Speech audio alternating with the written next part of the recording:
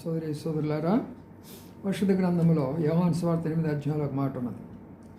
ఒక స్త్రీ పాపం చేసింది, కొట్టబడింది. అక్కడ ఉన్నటువంటి వాళ్ళందరూ వచ్చారు.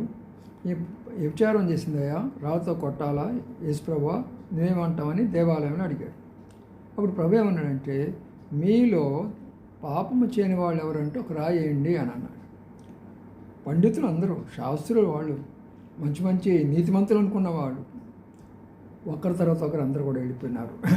ఈరోజు బైబిల్ విమర్శిస్తున్నా నీవు, నేను పాపం చేయలేదు, నేను అబద్ధం చెప్పడం లేదు, దొంగతనం చేయటం లేదు, మోసం చేయటం లేదు, ఏ స్త్రీ వైపు చూడటం లేదు, నేను పరిశుద్ధుడిగా ఉన్నాను, నీతిమంతుడిగా ఉన్నాను, అందరూ ప్రేమిస్తున్నాను, అందరికి సహాయం చేస్తున్నానని చెప్పగలవా? అప్పుడు బైబిల్ను ద్వేషించవచ్చు. అవన్నీ చీకటి నీళ్ళలో ఉన్నప్పుడు బైబిల్ని ద్వేషించవా? యోహాను సువార్తలో కూడా ఆయన అన్నాడు, వారు చీకటి నీళ్ళలో ఉన్నారు కాబట్టి వెలుగునందుకు రారు అని అన్నాడు. కాబట్టి క్షమాపణ కోరుకోండి, ప్రభు నిన్ను